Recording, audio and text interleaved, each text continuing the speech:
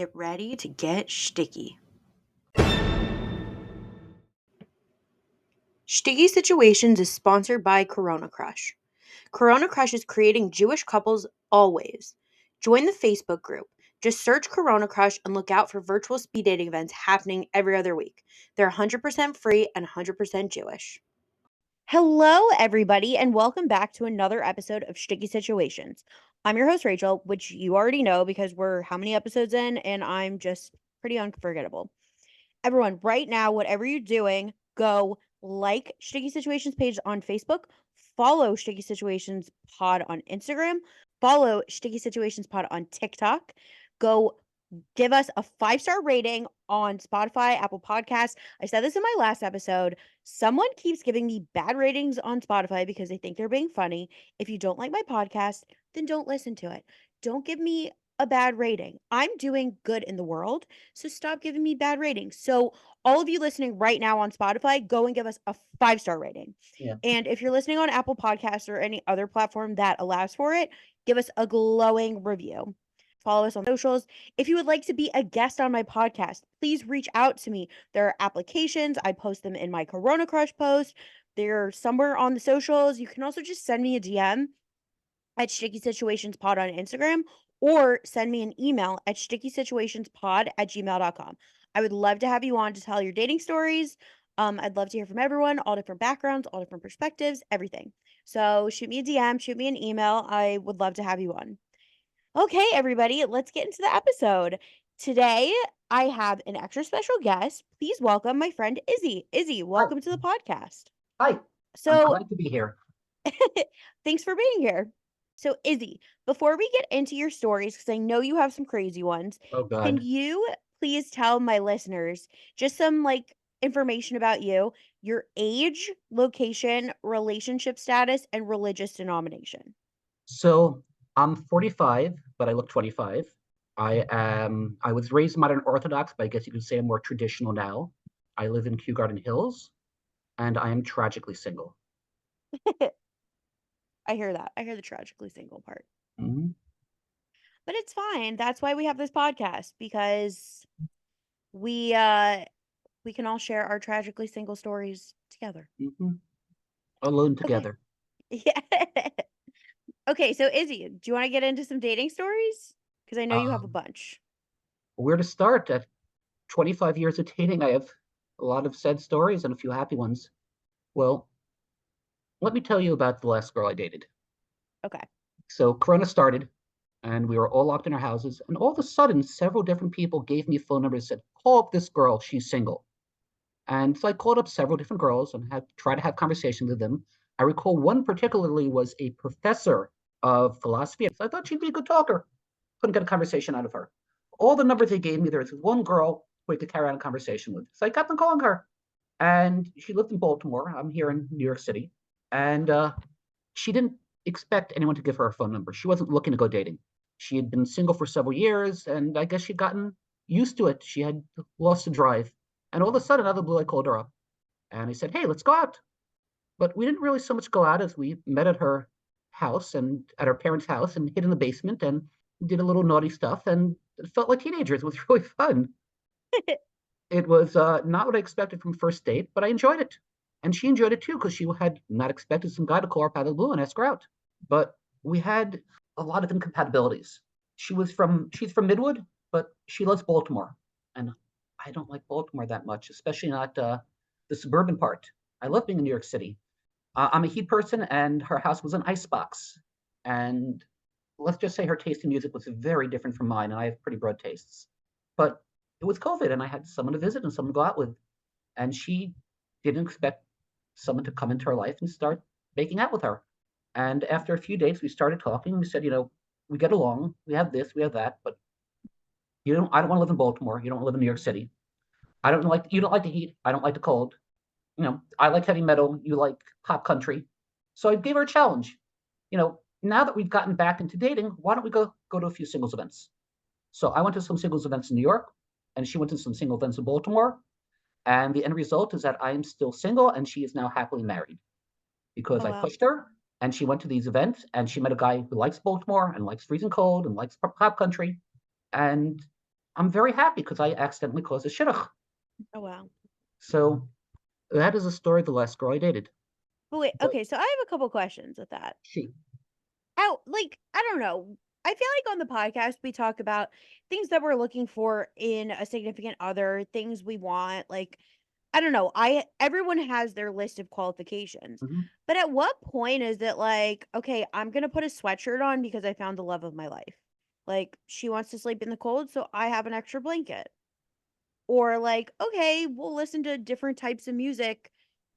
Half of the road trip will play my music, half the road trip will play her music. And that's exactly what I did. And I went to our house and shivered under the covers and put on. I found eventually some music that we both of us liked. We even have some of my relationships have a song attached to them, and this is definitely one of them. But she found someone who was a lot more suited for her. And I'm only hoping that, there's karma, there's a bracha that I find someone more suited for me. But the cautionary tale part of this is that this was 2 years ago. And recently my roommates moved out. One of them because I got her married. And I'm living alone. And it's so comfy. It's so easy. Takes so little effort. And then I hear my neighbors upstairs with 5 kids stomping around and screaming. They never have any quiet time. They never have any peace. Never have anything to themselves.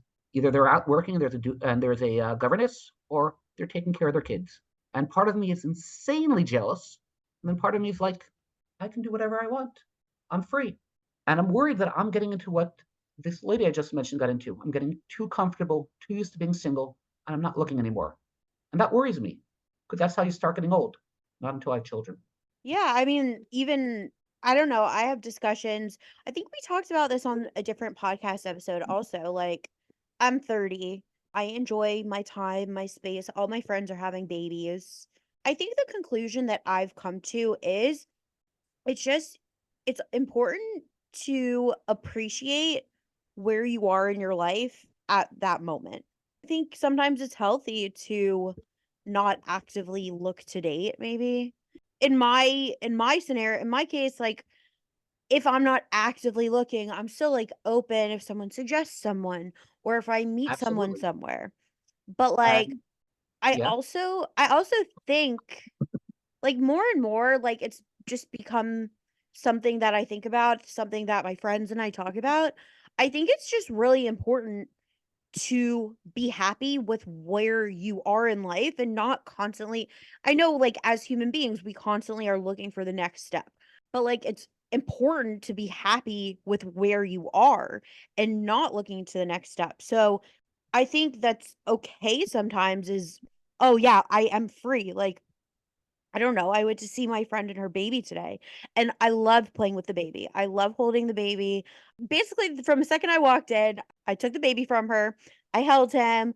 I mean, he had a nap at some point in between there, and she had to feed him at some point, but, like, other than that, I was, like, mostly playing with him, and I love the baby. I love babies in general, and, like, someday I would love my own babies.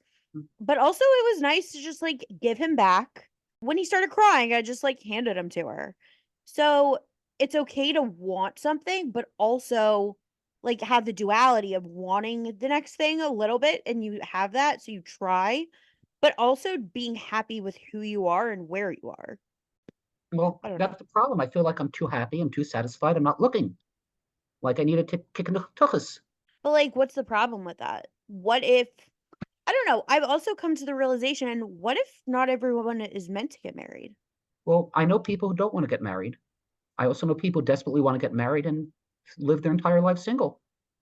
I think of some of my mom's friends who are in their 70s and they're single and wonderful people, great cooks, would make a wonderful wife, and they never found the right person. And I also see that a lot of single people, as they get older, they start to go crazy. I've What do seen you it. mean? It's hard to describe, but I guess they get too complacent with themselves because there's no one pushing them. They don't have a wife or a husband. They don't have children. They have nothing pushing them to be more than what they are. They have nothing pushing them to groom themselves, to clean their house, to to to be somebody. Yeah, but couldn't we, like, create some kind of not create, but, like, couldn't like, I know for myself, I'm single, and, like, yeah, sometimes I get really busy at work and I don't have time to clean, Literally, like, this past week, my kitchen was daunting me. It so much stuff needed to be put away. I needed to clean the floor. Like, it was just so much stuff that it, like, overwhelmed me. I was working late and I just, like, Mhm. could not deal with it. And on Friday, I worked from home and I needed to, like, cook something for Shabbos. And, like, while I was waiting for, like, it to cook in the oven, I'm like, "Okay, let me just, like, clean this up." It took me, like, 10 to 15 minutes. So, like, sometimes I think we get daunted by the task. I know I do. But at the end of the day, like, yes, I didn't have anyone over. I cleaned the kitchen for myself. But I also I do have friends over. I do have friends stop by. One of my friends texted me, she wanted help with something. So she asked if she could come by after Shabbos, and I was like, "Yeah, sure." So, like, I took the 5 minutes to, like, make sure the couch was cleared off, make sure things were put away. But, like, I think at some point, it's not like we're all living I think in especially in the Jewish community, we're living lives that are not like we're not hermits, we're not That's antisocial. very Like true. New like, York people can City, drop by anytime. Like, I definitely don't want my apartment to be, like, yeah. a crazy pigsty because, like, And friends do drop by. me too. I just this afternoon, someone was knocking on my door. Sometimes people throw rocks at my window to get my attention, like I'm still a teenager. And one of the things of living in New York City, it's like a small town with 8 million of your closest neighbors. I kissed a girl in front of the mayor on Sunday, and on Shabbos dinner, my mom's asking me when I'm getting engaged.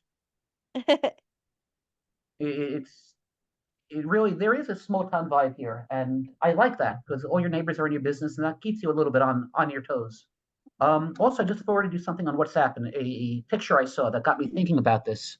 Yeah, I mean, it's true. I mean, do you wanna read what it says I mean, for everyone to see it or to everyone to hear?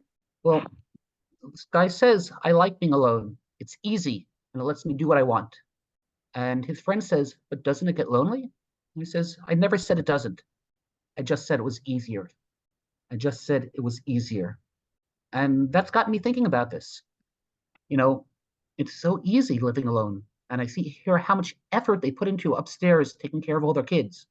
And part of me is crazy jealous and part of me is thankful. And I have to See push. oh, no, no, sorry, continue. No, go. No, no, I'll say it after. Continue your thought. That's it. I have to push the jealous part. I remember when I was learning Shmuel in the Tanakh in the yeshiva, and they talked about how Shmuel's mother was jealous of her husband's other wife because she had children and she didn't.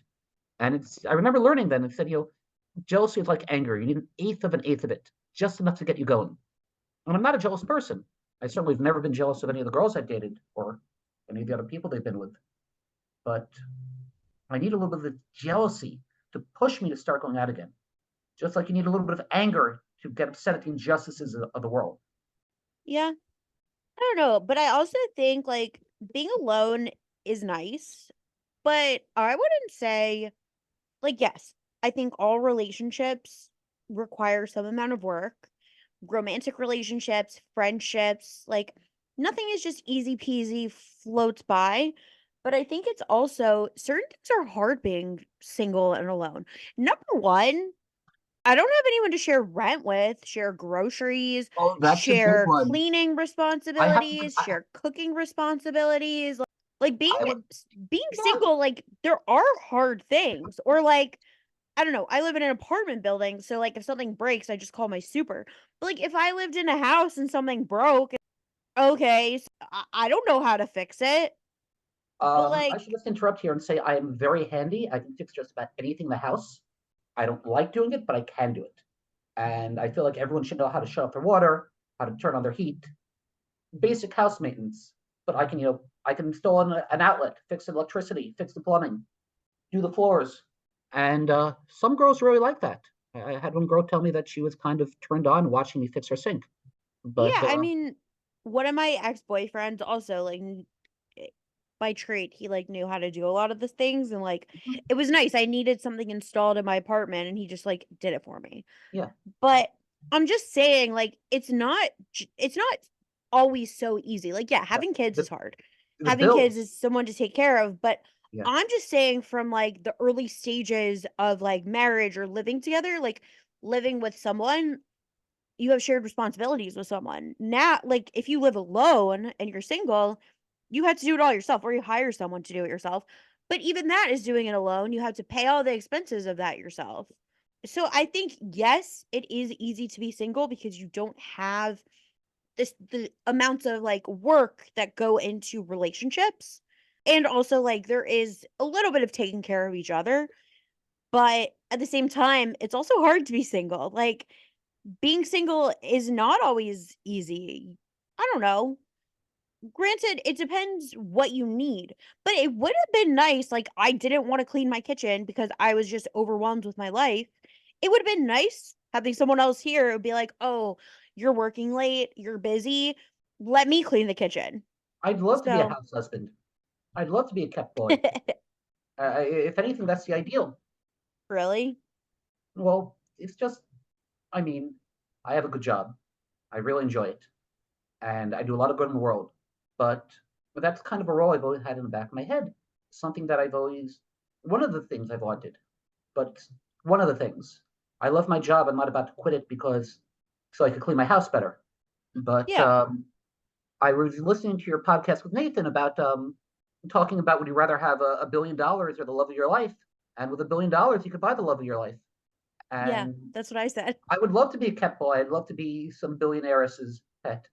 It seems But like, also, like, if I had $1 billion, I could buy a lot of husbands. I could have one in each city that I have a yeah, house as in. long as they clean everything, No, I would hire someone to clean. even better. That's I gotta say that is one for me. That is a very good, very worthy expense to hire someone to clean my apartment every month because I'm not great at that. I'm good at fixing stuff, but I'm not a neat person. I'm not a dirty person, but I'm a messy person. Yeah. You know, I mean, I like just know. everyone has their like ways of life and their quirks and what they do. I don't know. For me personally, like I want someone who is, and I've said this on a lot of episodes, I want someone who is a partner. Everyone brings the same amounts to the table. Everyone brings financial amounts to the table. Everyone brings cooking, cleaning, household work, childcare. Like it's a partnership. We're not in the 1950s. Like it's a partnership.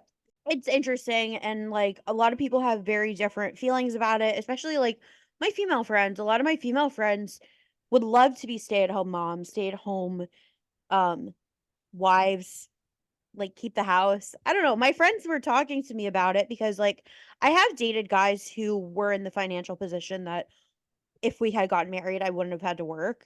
And like my answer is always like I want to keep my job. I want to keep my career. Like maybe if I didn't have to make as much money, I would like get a job that wasn't as demanding and because I didn't need such a high paying job.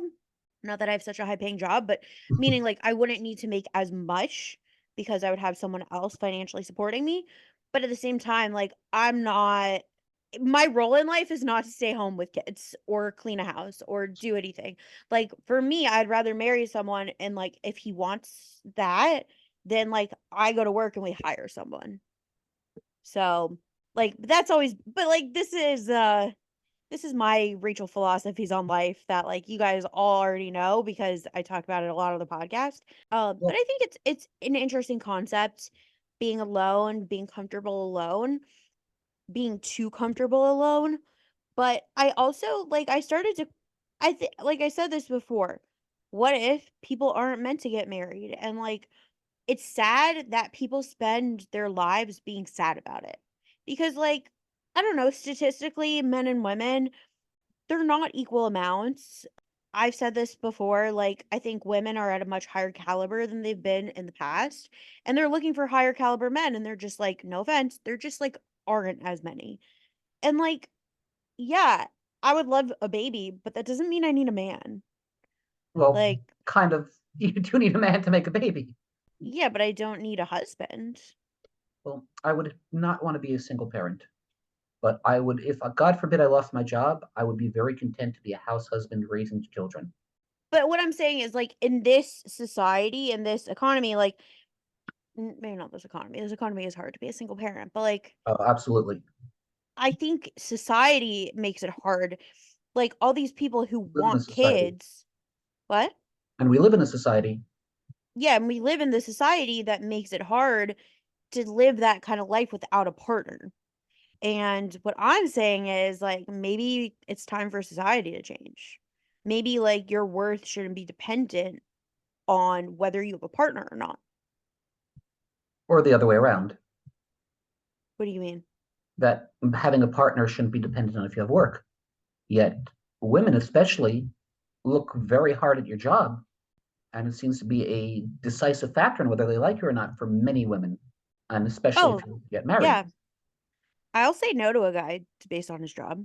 Like, and Like, I give most guys a chance. Like, I'm not saying I say no to guys like left and right if he's not a doctor, lawyer, finance guy. Like, but I don't I, know. I think career motivation is something that's very important to me. I want someone who's good with money.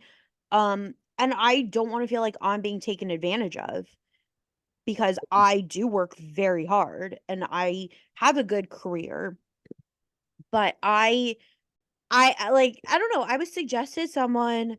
I've actually been suggested him a couple times and I've said no for the same reason every single time. which is, And in general, he wasn't that amazing. Like he was a little bit outside of my age range. He was not like so the look that I'm into, even though I don't really place that much emphasis on looks. And but the main thing, he didn't live in New York. He lived in a different location that was like a little bit undesirable to me. But again, all of these things were not deal breakers. But the biggest deal breaker for me was the job that he had. And I'm not going to say the job because like I don't want people to like guess who he is. But he seemed to have an education and he was not using his education for his job. The job that I saw, I could put a number on it, and that number was not a number that I want. well, And I I when I look at a guy like that, it's like, okay, so I'm gonna have to support him, some man for the rest of my life. Like when I think about financially supporting some man for the rest of my life, that makes me want to be alone. I don't want to. I So I don't know. It's interesting to speak about with a male because I mean, I over Shabbat, this like came up during my Shabbat dinner, and there was a guy there who was talking about a couple guys there who were talking about it, and they were like, "No, we want to provide for our future wife. We don't like when girls offer to pay on dates. I will always pay for a date." Like all of these things, but I know not all guys have that mentality, and I know not all girls have my mentality. I think the fact of the matter is like yes, money comes and goes. Like nothing in this world is certain. Like people lose their jobs all the time. Things happen. Like life happens, but I don't want to set myself up for financial failure from the get-go. well, I'm wondering what job this fellow has, or if you could give a equivalent example, or is it really just based on a number rather on his paycheck rather than on his job? Well, I don't know his paycheck number. As much as I would, as much as like I think if men can like ask certain things about a woman's appearance before they even meet her, I think I should be able to ask certain numbers, but I That won't. does seem Um, fair. So is that how it works? A man asks the weight and a woman asks the salary? sure. No, I think men are very picky about certain things, so I don't understand why I can't be picky about certain things. And Um, like the guy's job, like it wasn't a career. He was like a secretary somewhere, but not like in a in a sometimes prestigious. that is a career, but it just wasn't. Well, Or an I administrative assistant or like something like that. That it was not. well, the thing is, with when you're working, titles are free. You might be an administrative assistant, but you could call yourself a manager, vice president of managerial No, but office or something. it was the type of organization he worked for. I don't want to go into too much detail because like I don't want to give away Fair who it enough. was. I don't know who's listening. But I just for me, I want someone with drive. I think it's important for me. I'm very career driven. I was driven all through school, and I think that is an important thing that I want to show my children. Hmm. Like I just how can I tell my children, "Oh, I you need to work hard, you need to work hard, you need to get a good job, you need to support yourself, you need to do this and that," when I have a partner who doesn't.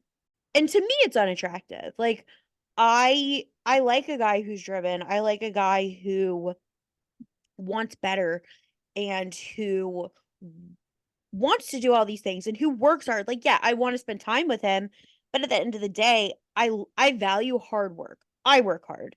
Hmm. So, and I'm also the type I get resentful. Like if I have to cover all the bills, like I'm going to resent that. Well, I mean, guys are expected to cover all the bills no matter what. I don't mind if a woman pays, but I pay because it's expected, and I'm On a only date. Okay, yeah. yes, on a date. I mean like Oh, in a you mean in a marriage? marriage. All right, I see. That's Like different. like is my paycheck going to cover tuition, mortgage, and groceries? Yeah, Like I don't make enough money for that. and you have a good career even, and you don't make enough money for that. Yeah, it's expensive. Living And is expensive. I do know that people have been told in our organization that if you want a raise, get married, and they'll give you a huge raise. And I don't think that's fair. Well, I don't either because I'm not married. No, But I think that's unfair that married members of society are treated better. I don't think it's fair oh, that they like absolutely when you are, file especially in the married film community. jointly, like married filing jointly on your tax return, you get like little tax breaks for that. Like Well, I'm the one who has to pay all my own bills. Like why can't I get a tax break for being single? yeah, and that's a fair point. But we live in a society where, for how many years? For 8,000 years or for 5,784 years, it's been the expectation everyone gets married and have children. This has been the way since Adam and Eve, or since hunter-gatherer societies, if you prefer, that settled down. Our entire society is based around people getting married and having children. And because of that, those of us who are unlucky and don't get married are excluded. And even in our modern liberal times, we understand that the most important thing is to make sure people get married, have children, raise them right. Otherwise, there's no future. But that means that people like us who are single, we're on the sidelines. We're left behind. We're not the future. Yeah, but I think that's what society needs to change. Well, society has changed a lot of things. And in our lifetime, society has changed a lot of things. And that's one thing that doesn't have to seem to change. Instead of that changing, all the people pushing for change, what do they push for? Gay marriage, everyone getting married, polyamory, but everything involves marriage. They're not pushing for single rights. No one's pushing for single rights, not even us. But I think that's where it has to start. I think people need to start pushing for it because I think people still, and I think it's only becoming more and more. Like only now I'm seeing studies about like we talk about the shidduch crisis in the Orthodox world, but Yeah, God like Almighty. but like now I'm seeing studies in the secular world, like the non-Jewish world, about people not getting married, people not wanting to get married, people not finding people who are good enough to marry. And like I think that's where it starts. I think Honestly, I could tell you why it's not happening. It's not happening because most of the people who are single are women, and nobody cares about women in this world. I care about women, especially single women. But a lot of people don't. Like, you could see it from all the sexist society. Like, women are still there's still a wage gap. Everything you described has to do with men. I mean, yes, Well, there are women men, who are not like two women are allowed to marry each other. But like I think society hasn't caught up to the fact that like it's about women. My friends and I were talking about this yesterday. We're like, so many years of technology and medication and everything. Why haven't we solved the issue of childbirth? Why haven't we made childbirth less painful, easier, all of that? I grow kids in vats. Half of my I really friends have had agree. traumatic birth stories. Like, why hasn't society made it easier to have babies? Easier for women, like less painful. Do you know they just started testing period products with blood in 2023? 2023. It's Like it's because it has to do with women. Nobody cares about women and like I think that's why we haven't started caring about the singles because like I said, yes, there are some single men, but I think the majority of the people who remain single are women. it sure don't feel like that from a male perspective. It feels Okay, like all the so single people are say it male. from a male perspective. Well, from a male perspective, it feels like all the single people are male. So I think the solution is I get all my single friends, you get all your single friends, and we meet each other. I mean, like I live in a That won't community solve like that. sexism in society, but maybe it'll make a shidduch. I live in a community like that. It's you invite your friends over for Shabbat for a Shabbos meal. I I invite a guy, I say bring your roommates, bring your friends, bring whoever, and like that's how my community works. Add me to You your list, I see a please. guy I know in shul. He's talking to another guy. He introduces me. My other friend comes over. I introduce them. Like I think it is happening. Like that's what events are. But I think we're saying two different things. You're saying the be all end all goal is still to meet people and get married. I'm saying the be all end all goal is to find ways that getting married is not the be all end all goal. Well, my worry, like I said, is that I'm getting too comfortable being single. It's no longer being my be all end all goal. And you don't get any younger. I may look 25, but in a decade I might look 35 and 45 eventually. And it'll limit my dating choices by being lonely and comfortable and lazy now. Yeah. And then there's sexism in society, which is such a huge topic. It would take an entire podcast just to start scratching at it. Oh yeah, it's like years and years of trying The, to the dig into that. scary thing So puzzles me so we'll much because capitalism tells you there's a ton of money. Women spend money. Surely you'd make products to make their lives easier. And yet, what do we got? I got emergency supplies in my house if a girl, gets in her period, and it's bizarre how little there is. You'd think there'd be a giant fortune just waiting to be made. Someone could come up with a magic pill to make it less annoying. I mean there are magic pills that do that. They You're also right. cause cancer, they also cause mood swings, they also Oh God, cause yeah. people I've to be seen suicidal. Like I've seen friends who've just gone off the edge when they start taking a new birth control medication. yeah, so like I don't know, it seems very interesting that technology and medicine has advanced so much in the world in 20 we're in 2024, And but yet yet the curse of yet Eve still rules. yeah, my friends are still going through traumatic childbirths. They're still getting emergency C-sections. It's still taking weeks to recover. There are still companies that don't really give maternity leave. That's my company, I'm pretty sure.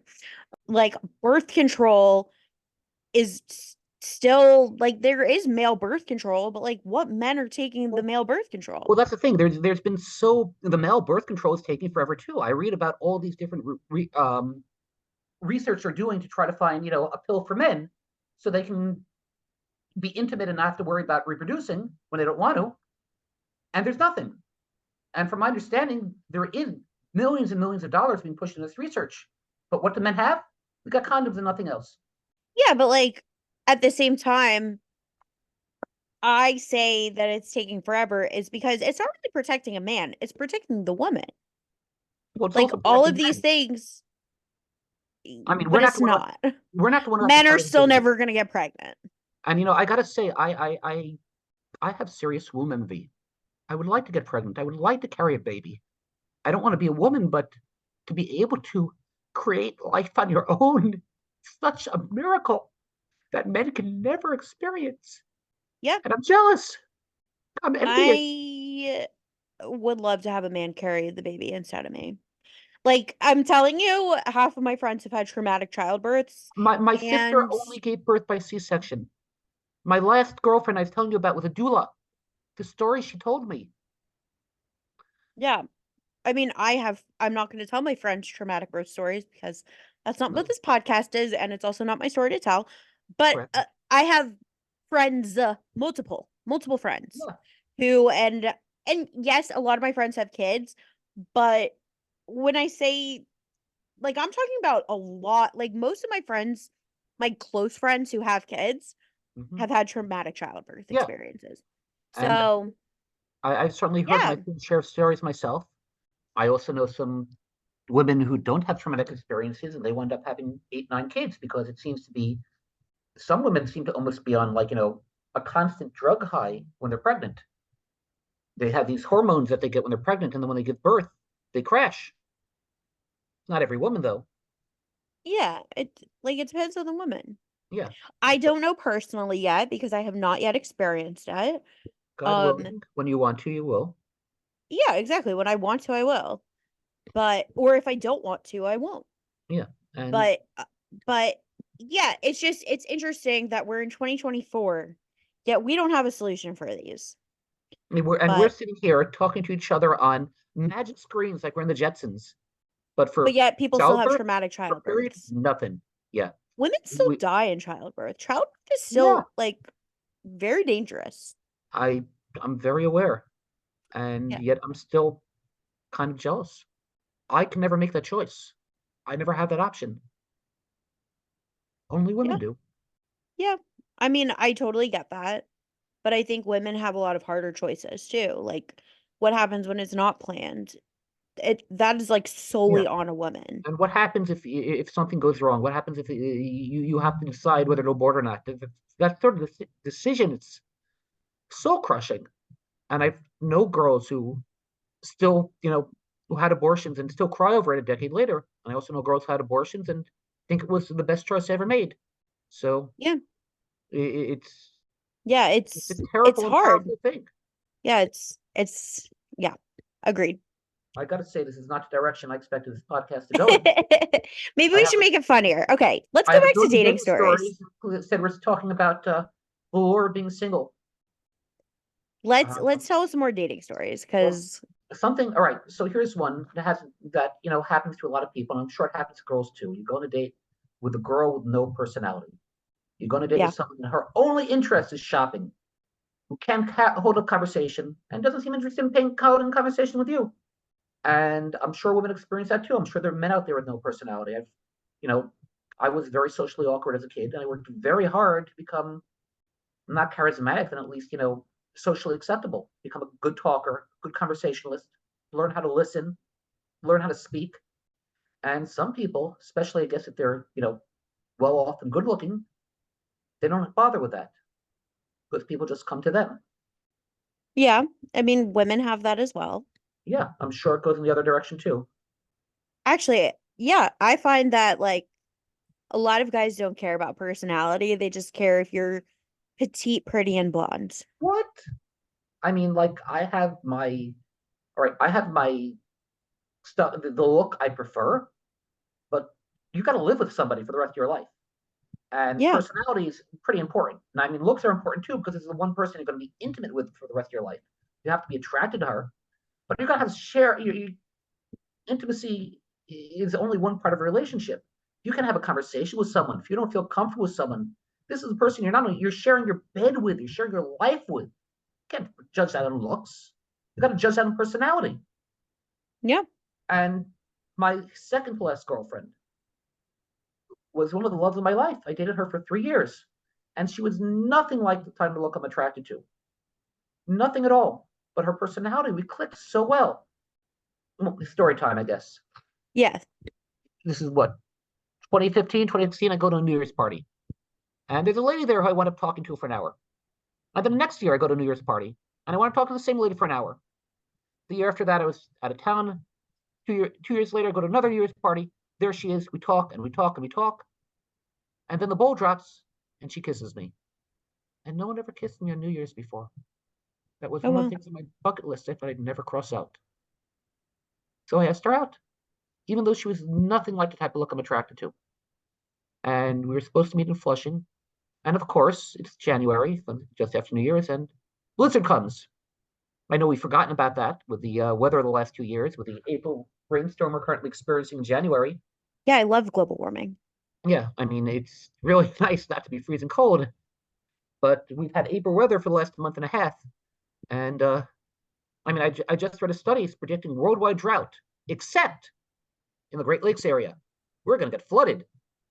We're going to Oh, have great. endless rain, which Great. is good because we'll still be able to grow crops. And New York City is actually prime farmland, something people don't realize. You know, the only reason that we're living here because it's New York City, but they tore down these houses, these would be the most productive farms in the country. I garden is one of my hobbies, and it's so easy. You take a tomato, squeeze it on the ground in the spring, in the fall you have tomato plants Well, because we're living in an incredibly fertile area. I took a photo once of my not my backyard, but backyard next to me that was overgrown. And I posted it on the gardening thread on 4chan, and people were like, "Where is that? I want to go there and buy some farmland." I'm like, "Yeah, you know how much a farm's going to cost here? We don't millions of realize how." dollars. And if you look around during the spring, summer, fall, even now, you can't stop the greenery. It's growing everywhere. We should It's just knock cracked. down the buildings and build farms. Well, if God forbid society collapses, that's what we're going to have to do. Because Lord knows they're not going to be able to get all the produce here to. We're in an island here in Long Island, a island with 5 million people. You're in Manhattan, a tiny island with 2 million people. And the city Yep. does encourage gardening. The city encourages stuff like keeping roosters, not keeping roosters, keeping hens. I can think of multiple hen houses within my neighborhood. But all that might just be enough to keep us one day longer if society, if transportation, if shipping collapses. But we have way too many people living in way too tiny of an area otherwise, no matter how fertile it is. Yeah, I'm all Um, about not surviving. yeah, So, let's like I didn't expect to start talking about the apocalypse. Let's get back to dating. Um, because which is yeah, basically the apocalypse. Okay, so back well, to your New Year's. There's a so snowstorm. so I invited her out, said let's meet in Flushing. About 2 weeks later, and there's a massive snowstorm that day. And I go into Flushing, I'm looking around for her, and her phone isn't ringing. I'm looking. Right when I'm finally about to give up, I see this girl angrily rip off her coat and try to get her phone charged into an outside charger. And there she was, almost like a storybook. And we embraced. Then we had dinner, and she came home with me that night. We wound up dating for 3 years, and Wow. she was the easiest person in the world to date with. I think in 3 years we had 3 fights, and none of them lasted longer than a minute or two. And Wow. I could have easily stayed with her for the rest of my life and been comfortable and happy, except she wasn't Jewish and she didn't want to have children. Oh, wow. But, you know, just like it's so comfortable being alone, it would be comfortable being alone, except I wasn't alone. Someone who was incredibly comfy with. Maybe, I wasn't physically attracted to, but emotionally, she was like one of the best people I've ever met. And I miss her greatly. But eventually we sat down and said, I want to get married. I want to have children. You don't. And we will stay like this for the rest of our lives. So we have to decide now: are we going to stay together or are we going to separate? And we decided to separate. And I miss her so much. But she did not want the life that I wanted. Yeah. And it was easy. It was so easy because she was such a wonderful, sweet, loving, understanding person. And I'm a very easygoing person. Other than this one relationship, I've never broken up with anyone in my life. I've always been the one broken up with. I've never been the one who started fights. They've always been the one who tried to end them. I am so easygoing, and then most of the people you date aren't, but she was. And we have mutual friends, and I say, oh, she misses you. But then I call her up, and she's cold. She's ice cold to me, and I try to get her to come out, do something because I like spending time with her. And I don't know. I wish there was a way to keep her in my life as a friend. I There's don't think it's possible to be friends with exes. I've tried with everyone. With one ex out of like the dozen of my life, I'm still like good friends with. I don't want to be Someone's friends with my exes. well, it was an amicable breakup. On top of that, this was a girl who dated me when I was on the rebound, when I was broken up with someone who, aside from the girl I just mentioned, was probably the love of my life. And she dated me at my lowest point in my life, knowing that I was on the rebound. Oh, wow. And it didn't cure the pain, but it was kind of wrapped in bubble wrap. And I was grateful for her forevermore. And we're still friends. We still talk regularly. I introduced her to the man who's now her husband. Oh, I wow. was a witness at their wedding. But this was someone who we dated for a few months and realized, hey, we're better off as friends. But so many other Yeah. girls said, let's just be friends. She actually meant it. Yeah. I think the just be friends is like a blow off to like cushion. Like I think in general it's uncomfortable to like especially someone who was a big part of your life to just like not. But I think at the end of the day, like my breakups have all been amicable also. Like I've nothing bad, nothing against any of the guys, but I think it's hard to be friends with an ex, especially if one side or both still have lingering feelings. My first breakup, he wanted to stay friends, and it was hard. It's hard to like have the most important person of your life in your life just become a complete stranger. So like I think for a time I needed him in my life still, but then I got to a point where I was trying to move on and he was still in my life and I still had feelings for him. He still had feelings for me. Like we were still seeing each other. We just like were broken up. And at some point I'm just like it it wasn't healthy. And you can't really move on if you still have that person in your life. And then on the other hand, it's like, okay, if I break up with someone and I am not feeling a connection, and then they want to still be in my life, but I have to balance like not hurting them, but I feel like me again. still wanting to move on with my life. Like I'm not gonna like tell them all the things going on. Like I've had it in the past, like not even a guy I dated, like we were just friends. He had feelings for me. He never told me, but like I knew. And Women know that? yeah. Oh God.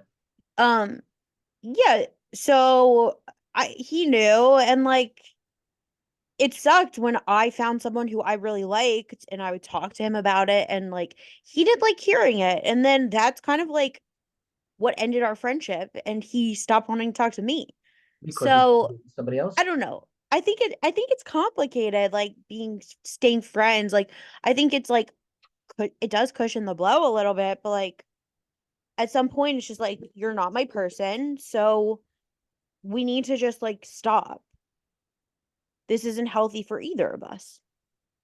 I get it if you're in the same social circles, it's a different dynamic. Like I don't know, if I broke up with someone and we were in the same social circles, I think it would be very, very hard. But I think at some point you can be friends in the group setting. Well, it's funny. My first girlfriend many years ago, the girl who saw, the uptight, religious, lonely guy and decided to break him out of his shell. Someone who I owe so much to because she broke me out of my shell from being, a kissless, hugless virgin. I guess they call them incels these days. And she saved me. And we dated for a couple months, and then she like, I was still pretty religious. I didn't want to go all the way, and she did very much did. And she broke up, but we stayed friends for a while, and for about a year, because we were in the same social circles. I still, to this day, I mean, at least until COVID, I still run into her a lot more than any other ex.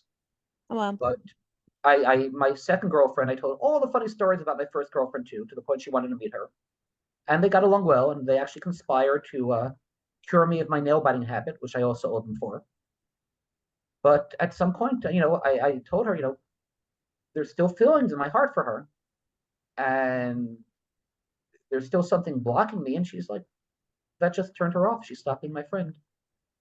And Yeah. after that, I learned to hide that because I valued her very much as a friend.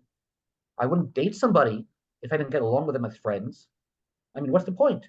You're just, stooping then. You're not dating if Yeah, you don't but know what also, friends. but then what's the point of being friends if you know there's never going to be a future and you're still just going to keep having feelings? Like you're never going to get over those feelings if you're just constantly around that person. Well, you could still, I started dating another girl. I had feelings for her that was sincere and serious. The heart is a big place. You can love a lot of people at once. Loving one person doesn't stop you from loving another person. But Yeah, but like if well, I was dating a guy who was like still in love with his ex, like no matter how much he loved me, like that's not that's another thing. I would be like, okay, like you want me, like go get some therapy, stop talking to her, and then we could try again. That's another thing I learned. My second girlfriend thought all the stories about my first girlfriend were so hilarious she wanted to meet her. But the third girl I dated, oh, she didn't want to hear those stories at all. Fourth girl I dated, she didn't want to hear those stories at all. Eventually, I learned to shut up about it, and that I realized that the second girlfriend was the anomaly. Yeah. Um, but there's there's a tiny little piece of my heart still dedicated to every girl I've ever dated, to every girl I've ever been intimate with. That doesn't go away, and that doesn't mean you love someone else any less. Yeah, but I don't know. I think like whenever I find if ever I find my person, like I I'm might sure think you back will. even now, like it's been a couple years since my last two exes and like I think back to times with them with fond memories, or things will come up that like remind me of them. Just like I was watching a show, and like in the show there was like a scene that was in this place that like one of them had taken me to, and I was like, oh, that like kind of made me think of him, because like that was the only time I had been there. But it's just like it's a fond memory. It's not like, oh, I still like yeah, I have no ill will towards them, but I just like, yes, you can have room in your heart for lots of different people, but I think at the same time, at some point it becomes a memory. And sometimes memory is like they're in my head, but like they don't need to be in my heart. They don't need to like I don't need to still feel anything about it except nostalgia. Yeah, I know I've gotten over all these breakups a long time ago. Some of them took longer than others. Hmm. But I mean, I guess if any of those girls walked into my life right now and I was single and said, "Hey, let's date again," I would probably say yes in a heartbeat. But Yeah. if I wasn't single, I would say no in a heartbeat. Yeah, I don't know. I think there are reasons why people break up, and Yeah, that's the other thing. I was never the one who instigated the breakup. So their feelings might have evaporated. Mine didn't. yeah, so that's what makes it hard too. Yeah, Or people break up for different reasons, and sometimes those reasons don't change. yeah. Like one of my exes, we broke up for very specific reasons, and like even today, like this was years ago, and even today I was talking to my friends about it, and they're like, so there's no chance you would ever get back with him. And it's like, okay, but like it's not that I hate him, it's we broke up for a reason, and that reason is not going to change, so there's no point in even revisiting. I hear that. So unless that changes, like there's no point in revisiting. So I don't know. That's my philosophy on it. I'm very much of a the past is in the past, and you have to like look ahead. Speaking Yeah. of looking ahead, why don't we take a quick break to hear a Okie word from our dokie. sponsors, and then we will be right back. Sticky Situations is sponsored by Corona Crush. Are you tired of swiping on dating apps? Tired of guessing whether the cute guy or girl you keep seeing around is Jewish and or single? Then you need to run, not walk, to join Corona Crush. Corona Crush is a Jewish organization working to create Jewish couples always. Corona Crush has over 30 confirmed engagements, over 22,000 members from all over the world, and has set up over 50,000 speed dates. Join the Corona Crush Facebook group and post yourself, or have a friend post you, and see who reaches out. Fill out the survey to sign up for virtual speed dating events happening every other week. Corona Crush is 100% free and 100% Jewish. Worst case, you end up with some stories of your own. Best case, you find the love of your life. Try it out today. Here on Sticky Situations, we tend to focus on bad dating stories, but sometimes dates do go well and lead to proposals and weddings. Who would have thought? And what do all of those require, you might be asking? Well, the answer is flowers. Who doesn't want flowers from someone they've been seeing? Don't forget, flower petals and bouquets needed for proposals. And that's even before all the flowers that go into weddings. Sticky Situations is sponsored by Primrose Flower Shop. In my opinion, Primrose is the coolest flower shop around and has the best customer service to fulfill all of your floral needs. Primrose offers a range of services from your basic bouquets to subscription services where you can get flowers delivered once a week. They deliver all over the tri state area, including Manhattan. Primrose does weddings, bar and bat mitzvahs, and other simchas. I've personally been to a wedding where Primrose did the flowers, and the work they did was beyond gorgeous. Primrose additionally offers in store proposals, including a romantic setup with candles and music. Primrose is located at 2922 Avenue M in Brooklyn, and the phone number is 929 376 9815. You can also follow Primrose on Instagram at PrimroseNY. So, if you can't get someone out of your head, buy them some flowers from Primrose. They'll either love it or they'll find you really creepy. But regardless, the flowers will be out of this world. Okay, we're back. Okay, Izzy, let's hear some more like crazy stories. I know you Okay. said you have them. So I haven't. A lot of my dates aren't set up, aren't shidduchim. It's just I get along with somebody, and eventually she just kisses me, and we're dating. or we get along with someone, and especially now that I'm older and look more confident, I ask them out and we start dating. Um, I have very rarely been set up with somebody, maybe two relationships. Um, but one of those setups was a friend said, "Oh, I know a Jewish girl who's single and like to meet you." And she called me up and said, "Just come out right now, out of the blue, come out right now." And I come to this restaurant. I rushed, got myself dressed up, got myself come to this restaurant, and there's this girl there who she knows from work, and she's already been feeding this girl a few drinks, and feeds me a few drinks, and then she sends us home together. And next thing I know, she's moving into my house. And Wow. yeah, I mean, like, it wasn't my choice. I had an empty room, and she was I live near Leicester. She was a apprentice in electricians union, and she and all of her big union friends showed up one day and said, she's moving in," Wow. and that was pretty great, actually.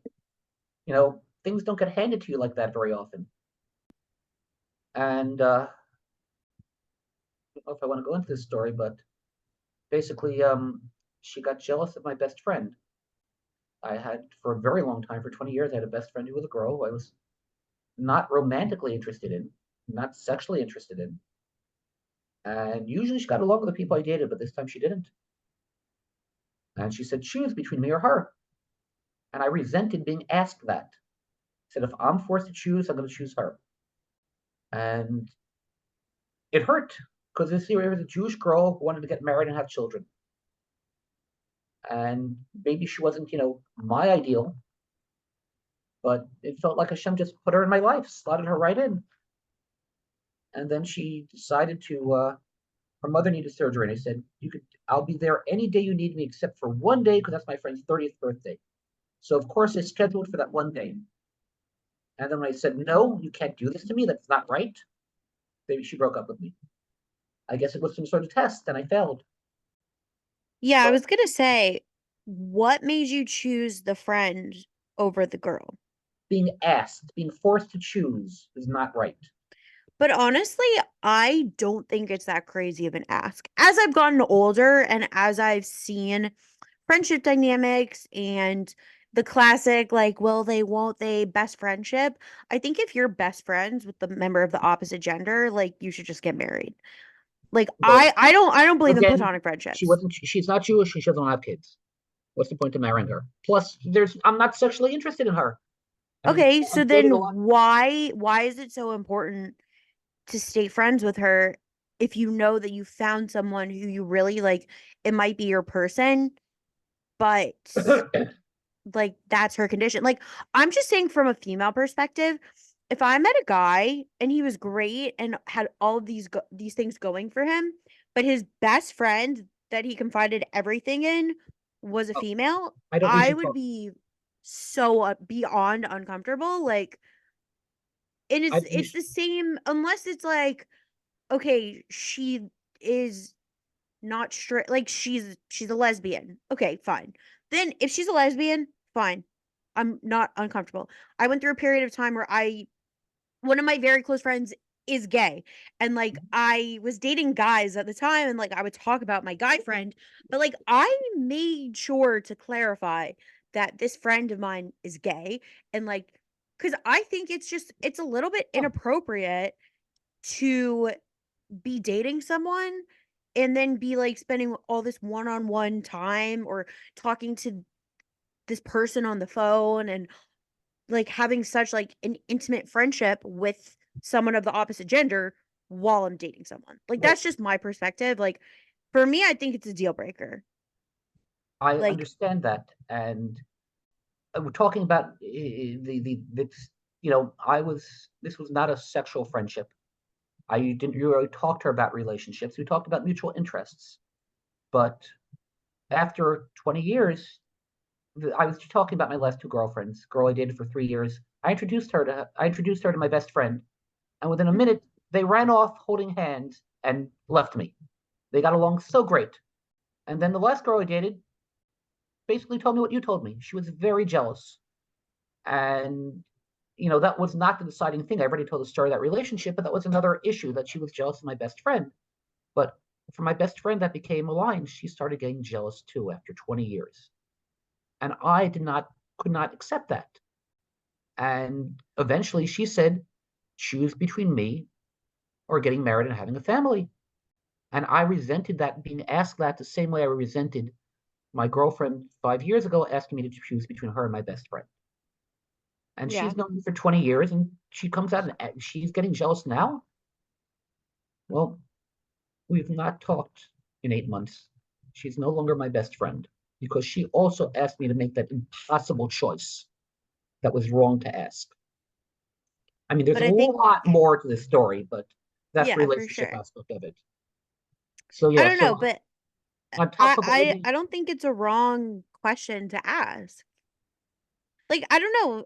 It sucks. Like, I've been on the other side of it. I've had not to the point where like the significant other has said I don't like her, stopping friends, but it's like I've had close guy friends, and like I've had close guy friends that like then have gotten in relationships, and then there's like a whole boundary set, and we're not even like, I don't know.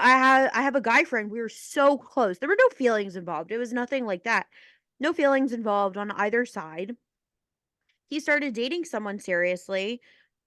We're not talking the way we used to because obviously I want to be respectful of her and he wants to be respectful. But at the end of the day, like, that's his wife. Like, he married her. And like, it sucks because like we're basically strangers now. Like, yeah, he just had a baby. Like, his wife just had a baby. I texted him Mazel Tov. I found out through mutual friends. And like, that's the first time I talked to him in like 2 years. But and it sucks. There was no fallout. There was no bad. There was no nothing. But it's just at some point it becomes inappropriate. And I understand that. Like, it does suck. Like, I did miss having him as a friend, and like it brought back like it brought back like the pain of it, like when I found out he had a baby and like all that, and I texted him Mazel Tov, and it wasn't pain. It was like a reminder. It's like, oh yeah, we used to be like, it's just like a little ping yeah, of nostalgia and like things that like used to be in the past, but like they're not anymore. And like that's okay. Like I'm not sitting here crying over it. It's just like, oh yeah, we used to be like really close and like it's sad that we're not, but like it's just the way life is. well, yeah. I mean, with again the last girl I dated, I inspired her to get married, and I love talking to her on the phone, and now she doesn't want to talk to me because she's got a husband, and I Yeah. don't. For me, I don't understand. I'm not a threat. I'm not interested in her in that way. I just like talking to her. I want to know she's doing well. I want to hear some of her doula stories. Yeah, but But at some no, point it's just like a level of but appropriateness. yes, this is. I mean, I'm not a little surprised that the person who got jealous of my best friend would also have a husband who might get jealous of me. I could understand that. I didn't meet him, and I But think he's a great guy, and I'm I very don't happy that they got married. But I don't necessarily think it's a jealousy thing. Like, even in my it's no, case with my friends, like, yeah, it's also I don't think that we don't talk because like his wife is jealous. His wife is jealous that we were friends, yeah. or There's I was jealous that he was married. There's no jealousy involved. It's just I think like there's two more aspects to it. I think that one it's aspect is that married people in general hang out with married people. I've had a bunch of friends, male, female, they got married. They're no longer in our circle for some reason. Then there's also, what was the other one? There's also time. You have kids, you have a husband, you have a yeah, job that eats up all your time. And then when you have free time, you want to spend it with your kids or with other married people. So I understand it that way. yeah. But I think then I'm looking at that other ex who I mentioned, the one who I introduced, another one who introduced her husband, and she's out in Europe now. She's out in Berlin, and we still talk on the phone on over the internet every few weeks. We text constantly. I talk to her husband a lot too because he's a great guy. He's also my friend. Maybe that's what made the yeah. difference. I'm also friends with her husband. I don't know. Like, I can't say I really talk to any guy friends who are married anymore. In my life, like I've gone through phases of being like close with certain guys and not. Most of those have ended very dramatically. Like, either one party catches feelings and then like it just is a no-go and someone stops talking to the other one, or in this case like my friend got married. Even there were no feelings in this case again. Like, he got married, there's a level of appropriateness, we don't live in the same community, and it's just like there's no reason to keep up. If I ran into him, I'm sure like we'd both be happy to see each other, like catch up for a few minutes, but like that's it. That's what it is. Well, that's the thing. But If it's a friend, someone I enjoy mhm. talking to on the phone, someone I enjoy hanging out with, I'm not going to enjoy talking to them less because they're married. But Yeah, but both like again, I've seen not just male and female friends. Most of them, when they get married, they vanish. I did, however, get a phone call right during this from a married friend who makes a point. Who was a very good friend of mine. He only got married recently in his 40s. He just had a baby, but he makes a point of keeping up with unsolicited. us. Yeah, And I mean, I'm I going to think call that him. it depends on the person. Like I spent the day today with two of my best friends from like we've been friends since we were like 3 years old. Wow. Both of them are married. One has a baby, and like they're still my best friends. We still talk all the time. The group chat is still active. Like Mm-hmm. I love going. I love going and seeing my friend's baby. Like we're BFFs. Like I said before, I walked in the door and took the baby from I washed my hands and then I took the baby from Yes. her. But like they're still my best friends. I have other married friends who check up on me. I have like again, some of I'm 30, so like I get it. Like I still have a very decent amount of friends who are single, but I do have a lot of friends who are married, and a lot of those friends who are married are my friends from childhood, my friends from way back. Like my roommate from seminary and I still keep in touch all the time. Like yeah, maybe we don't talk every single day, but like every other day, like texting back and forth, voice notes. She sends me pictures and videos of her baby. Like he's adorable. Like it depends on the friendship. I do also have friends who like I considered at one point very close friends. And I think sometimes friendships change when you're not in the same stage of life. Like Okay. this friend and I would talk about dating all the time. And then in the same couple of weeks, we started both dating people.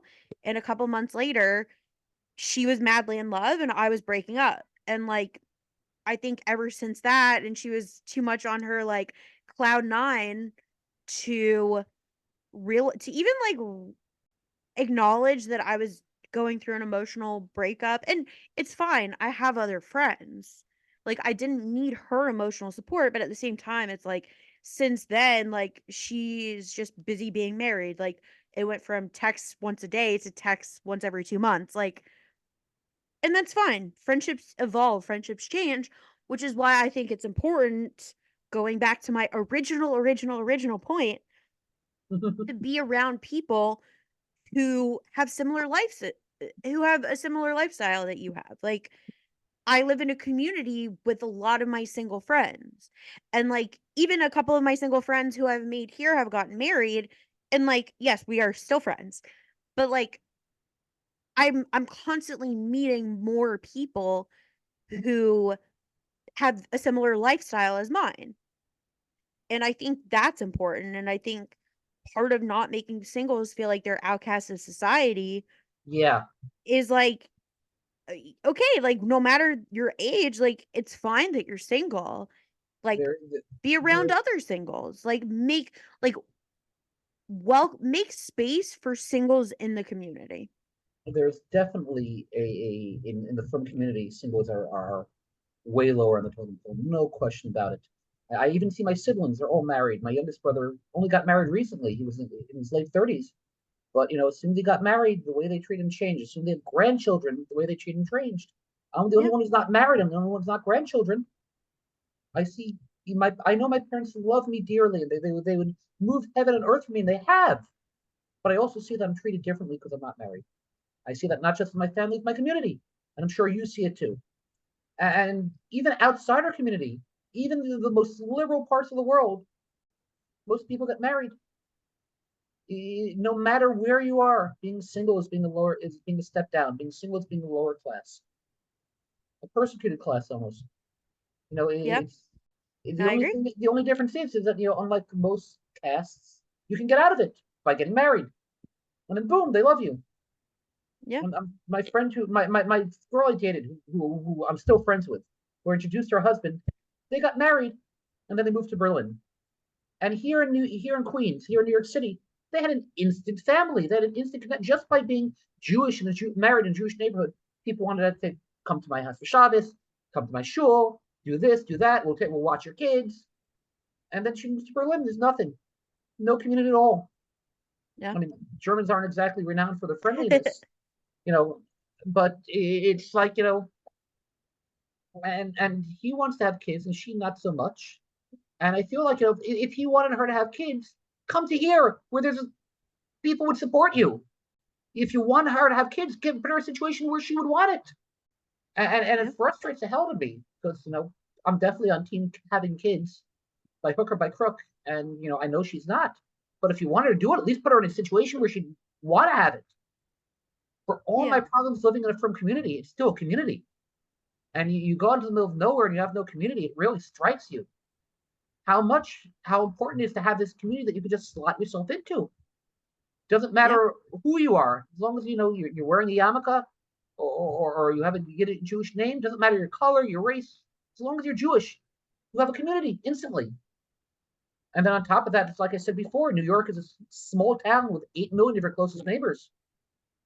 I expect that Berlin is very different, especially if you don't really speak the language. Yeah. I mean, this is definitely a topic that we've already talked about for a while and could go on about forever. Yes. So, but before we wrap up the episode, because I know we've been having so much fun, but time has flown. Oh wow. Do you have any other stories you want to share before we wrap up the episode? I mean, I could begin another entire other episode just with stories. Give me a prompt. Get me Do you moving. have any funny stories to share? Funny stories. Most of them are tragic. Nothing Um, funny, well, crazy. it's like I'm thinking I had all these funny stories about my first girlfriend. I told my second girlfriend. That was 20 years ago. I haven't memorized them all. I don't want to think about her.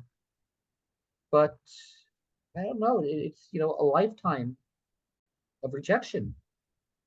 And I see the old single people in my neighborhood and see how it affects their minds. And you also have to wonder that, something I've seen around it, if all your relationships never worked out, the one common denominator is you. I don't know what I'm doing wrong. I I've never mean, broken up with anybody.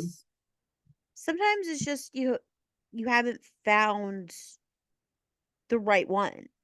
Like Yeah. I think that's totally true that like that's probably the only thing I would say this about is like dating. Like yeah, the common denominator is you, but like it's also like not the other people were not right. And like they say there's like one person out there for everyone. So like you gotta like kiss a lot of frogs before you find a prince. I guess in Yeah. your case a princess. Well, I'm riveting here. I'm hoping that someone will pick me up and kiss me. And a surprising number of my relationships have been someone picked me up and kissed me, especially when I was younger and socially clueless. And I have even the ones who bad breakups. I have so much gratitude in my heart that they took me in when I was awkward and stupid and didn't know how to talk to girls. After 8, 10, 12 years of yeshiva and an all boys lifestyle, never talking to a girl that I wasn't related to. In fact, when I was a kid, I had a best friend growing up who was a girl down the block, another from family. And then when she got into high school, she just stopped talking to me. And her younger brother was friends with my younger brother. They lived right down the block, and like my best friend just disappeared from my life. I didn't know why. And then one day, I went over there with my brother, and we are talking to him. And she shows up with some friends, and like, "Hi!" And my God, she tore into me. She said all these awful things about me, not because I did anything wrong, just because I was a male. And she wasn't allowed to talk to males anymore. Yeah. And that effed me up for a very long time. And I There's a wasn't even problem with the romantically interested in her. But there's to a have my problem with friends the break up with with me just because I was a male, yeah. I I still, mean, and then they wonder why there's a shit a crisis. yeah. They tell us not to talk to the opposite gender, not to talk to the opposite sex for 12 years, and then go ahead and get married afterwards. And then they're scratching their heads. Why is there a shit crisis? It wasn't like this in the 50s. It wasn't like this in the 20s. It wasn't like this 100 years ago. You look at the pictures. Not only were boys and girls interacting, but the girls had their sleeves rolled up. Oh my God, the horror! And then you see it now, and the boys and girls are kept strictly separate. And then they hit 18, like, oh, go get married. I had no idea. Mhm. I spent my entire college years learning how to talk to girls, and to some extent how to talk to guys too. Yeshiva does not socialize you. There's a lot of positives about going to yeshiva. Like, for example, learning Talmud teaches you critical thinking, which is something that they should be teaching in public schools, and they're not. But they sure don't teach you how to be a functional human being in the world. And they sure don't teach you how to interact with girls or how to go on a date or how to get married. They just expect it to happen. And I don't understand it at all. But I'm no Yeah. rabbi. I just know that when I have kids, I'm going to make a point of sending them to a co-ed school, and not to an all boys or all girls school.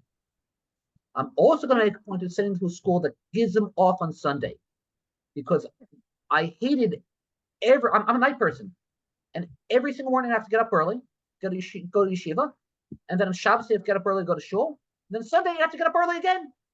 I didn't have a single day to myself. And then I saw my friends who were going to YCQ, co-ed school, and they'd off on Sunday, and they were emotionally much better shape than we were. So Mirza Hashem, one day when I have children and we're looking for yeshiva, that's two things I'm going to look for. A, that's co-ed, at least, grade school. High school, maybe not. I could understand, when all those hormones are flowing, might be good to have some chaperones at least, but, still places like MTA, make sure that the boys and girls meet. My yeshiva sure didn't do that. And also that, they have one day off themselves because people need that. Mm-hmm. Yeah. I mean, I went to modern Orthodox day school my whole life, co-ed, had off on Sunday, but that's neither here nor there. That's exactly what I'm looking. That's what I'm looking for. And my school, I mean, it was kind of modern Orthodox / black hat, and I have a nice fedora, and I could put it on and fit in a Haredi community, and then I could put it on and fit in a Gaudish community because fedoras look cool. Just got to tilt it a little bit more. Okay. So, Izzy, let's so before we wrap up the episode, can you give my listeners one piece of dating advice? that's a tough question. Are you asking me to give girls dating advice to help them get guys, or asking me to give guys dating advice to help them get girls? Just a general dating advice, whatever you I wanna say. clearly don't know how to get girls, so probably should give it the other side. And my brain suddenly blanked. I should have like 50 things to say, like be patient because we're dumb guys, but compliments, touch. Not even Jewish men, but most men, single men, are touch starved. They have no one compliments them. No one says they're doing well. No one says anything nice to them. And I know I make a point when I see walk past a stranger in the street and they're dressed nicely, male or female, just say a nice compliment as they're walking by. Hey, nice hat. Hey, nice coat. Oh, I like your nails. As you're walking by, give someone a smile. I think that's triply true when you're dating. Give someone a Okay. smile, compliment them, see, and on the other side, make sure that you're dressed in a way that people will compliment you. The talking about my first two girlfriends, they conspired to teach me how to get me to stop biting my nails, because when I hung out with either one of them, they slapped my hand if I did it. But they also taught me how to file my nails and make them look nice, which is not something they taught you in yeshiva. And the yeshiva teaches you nothing about how to interact with other people, men or women. It teaches you a lot of good things, but it's really missing that. So what advice would I give? I think that's a good piece of advice. For men, the advice is to be on time. I'm very bad at that. So I try very hard to do it. And, I'm sure that goes for women too. Again, my friend Nathan, the one who referred me here, his stories about how he went out on a date and she said, a half an hour, give me another half an hour, give me another half an hour. So the entire day passed. And, life happens. Crap happens. I can't walk down the block without something happening to me and delaying me. In fact, I told you the story. I was on the way here to have this interview. A little old lady stopped me and said, I need help. You can't just say no to that. Yeah. So if you're going to be late, at least have an interesting story to go with it. And an apology. Yeah.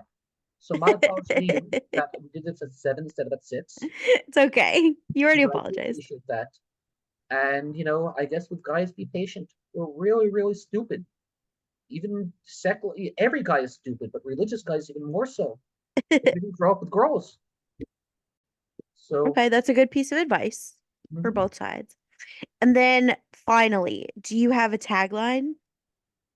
yes, Okay, I let's watched hear your that. tagline. I watched those Real Housewife videos you sent me, and I cringed so hard. But I realized my tagline is, no matter what the universe throws at me, I'm going to keep going. That's a good That's my it's a good tagline. one. Because I cannot walk down the street without something crazy happening. But I keep it up. I keep walking and put one foot in front of the other, no matter what happens. That's awesome. It's a good tagline. Keep on going. Okay, Izzy, thank you so much for coming on the podcast. Thank you so Thank much you. for sharing your stories, your experiences, your opinions. I I had a hope, great time. Thank thank you. you. I hope I did not make a fool of myself, since this is going to be preserved for posterity. Yeah, I'm sure and either way, nobody even knows if your name is actually Izzy or who you even are. Well, if So, they do, then I am single. Please ask me out. I am. okay. That's another. Oh yeah, another tip. If you're a girl, girls expect guys to ask them out. But if a girl asks a guy out, their chances of success are way higher. A whole bunch of my relationships, uh, maybe even the majority, was instigated by a lady, and I just went along with it. So if you're a woman, be bold. See the guy you like, ask him out. He says no, he says no, but you're gonna have a way better chance of success than when a guy tries to ask a girl out. And guys really appreciate that, especially shy religious guys who haven't been raised around women. Okay. And Okay. I a couple years after I dated my first girlfriend, I ran into her ex-boyfriend, the guy she dated before me, at a bar randomly. And I knew this guy because he went to school with her. He was part of a friends group. We started talking about her. I said, "How did you meet her?" I said, "Oh, well, we met, and then one day she walked up to me and said, 'You're my boyfriend now.'" And then we dated. And the same thing with her. She asked me, "Hey, go hang out." We went and hung out, and then I was outside of her apartment, and she shoved me against the wall and she kissed me. And bless her for that, because that was my first kiss. And I probably would never have had the courage to do that to her. She broke me out of my shell, and to this day I appreciate that. So I guess to all the women listening, give it a shot. Okay. Well, thank you. And thank you again for coming on. Thank you for Sticky having me. Situation Nation, you'll catch me next time. Bye, everybody. Bye.